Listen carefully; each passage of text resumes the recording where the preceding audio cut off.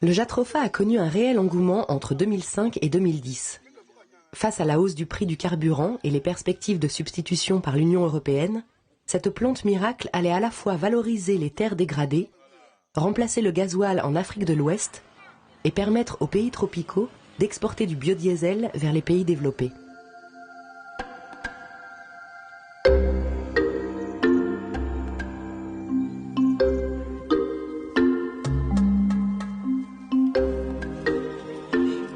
Des business plans mirifiques furent élaborés et des espérances de rendement élevées et faciles à atteindre poussèrent de nombreux investisseurs à se ruer vers ce nouvel Eldorado. Les rendements annoncés étaient de l'ordre de 2 à 4 kilos de graines par pied. Sur le terrain, nous constatons maintenant une moyenne d'1 kilo. Bon nombre de projets industriels, basés sur ces projections irréalistes, n'ont pas perduré. En revanche, environ 20 000 producteurs en relation avec une dizaine d'opérateurs sont engagés dans une filière de production paysanne destinée aux consommateurs locaux ou nationaux en Afrique de l'Ouest. Au Mali, 2 projets innovants et dynamiques continuent de faire évoluer les pratiques pour adapter ces filières paysannes. On se rend compte après quelques années que c'est une plante qui peut apporter des vrais résultats au niveau de l'accès à l'énergie, qui a un certain intérêt au niveau technique, mais qui n'est pas facile à développer. Et par rapport au discours dont on a pu entendre parler par le passé, ce n'est pas une plante miracle qui va régler tous les problèmes d'accès à l'énergie. Les enseignements de plusieurs années sur le terrain montrent que cette plante garde un véritable intérêt au niveau énergétique en milieu rural. Cependant, elle mérite d'être encore étudiée sur le plan agronomique. Elle n'est pas adaptée à la culture industrielle dans le contexte socio-économique de l'Afrique de l'Ouest, mais elle peut apporter beaucoup au système de production en agriculture familiale. Le jatropha est une plante qui s'adapte bien dans les systèmes de production des zones cotonnières. Et à ce titre-là, les zones cotonnières, il y en a du Sénégal au Cameroun, au Tchad, voire au-delà. Et dans ces zones-là, le jatropha peut être un complément de revenu très intéressant. Le public auquel on s'adresse, c'est un public de paysans qui sont des chefs de famille et qui ont une courte période de 4 à 5 mois pour réaliser toutes les cultures de l'exploitation.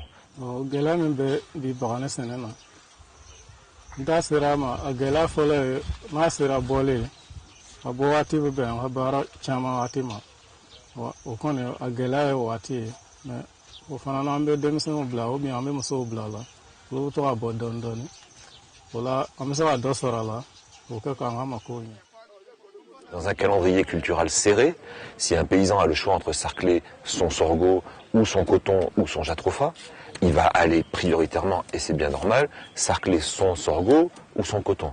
Donc quand on leur propose une nouvelle culture, qu'est-ce qu'ils vont faire ? Ici, il y a eu des famines, il y a une aversion au risque qui est évidente. Donc tester une nouvelle culture, ça va se faire sur les terres les plus dégradées.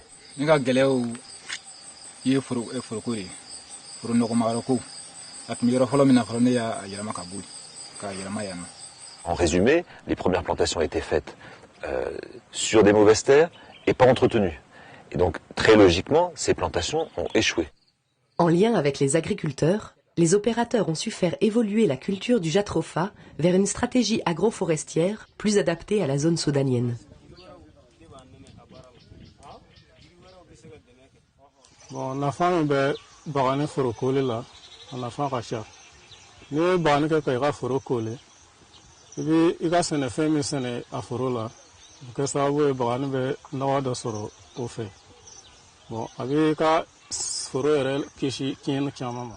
Pour ces paysans, le jatropha apporte un complément de revenus.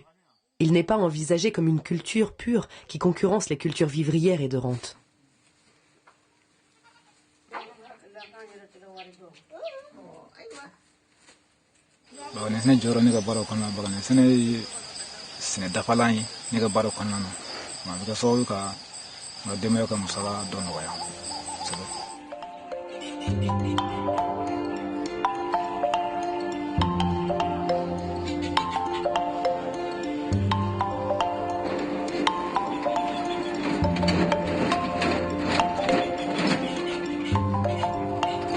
Actuellement, la transformation du jatropha est assez bien maîtrisée.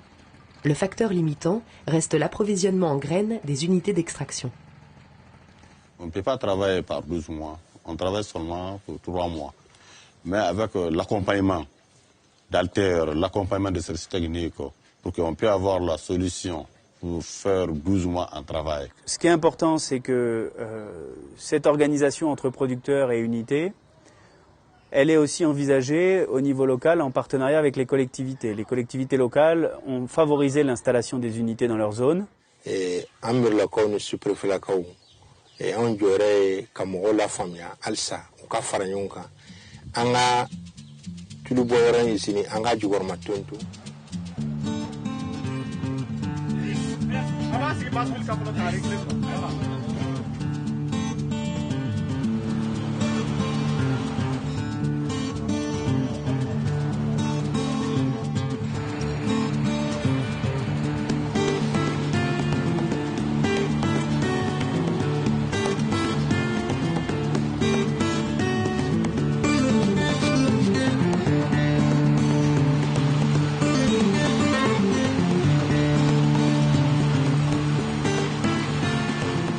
Les moteurs villageois qui sont installés traditionnellement et qui permettent de faire la farine et de transformer le beurre de karité sont des moteurs qui fonctionnent très bien avec l'huile de jatropha.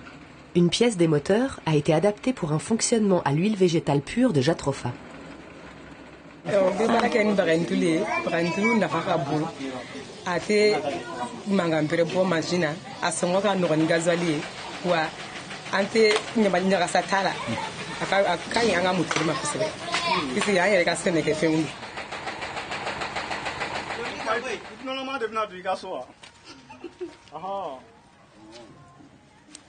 y a eu d'autres recherches aussi qui ont été faites, des expérimentations qui ont été faites sur les groupes électrogènes et ça peut permettre de contribuer au mix énergétique, aussi bien pour les moteurs villageois que pour l'accès à l'électrification rurale. On ne peut pas non plus construire un projet d'électrification rurale uniquement en se basant sur le jatropha.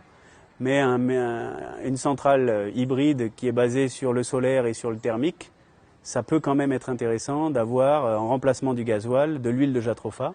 Maintenant, la difficulté aujourd'hui, c'est plutôt d'avoir les volumes d'huile suffisants.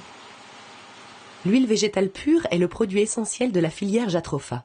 Elle est aussi parfois utilisée pour la fabrication de savon.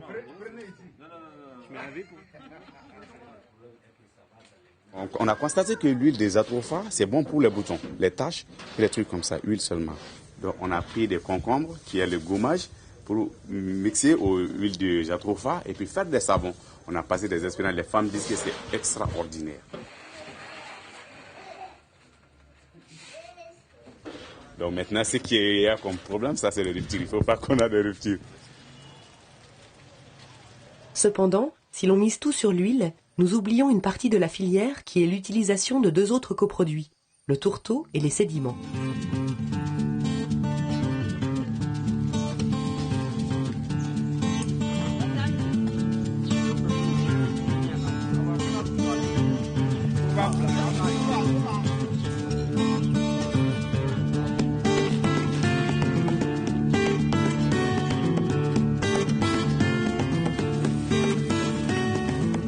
Les projets qui ont misé sur une dynamique de recherche-action ont obtenu des résultats encourageants, même si certains aspects de la production restent à améliorer.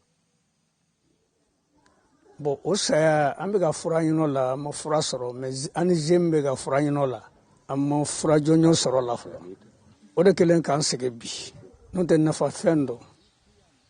Il faudrait quand même que la puissance publique, les États africains, la sous-région puissent investir dans la recherche pour améliorer la productivité du jatropha.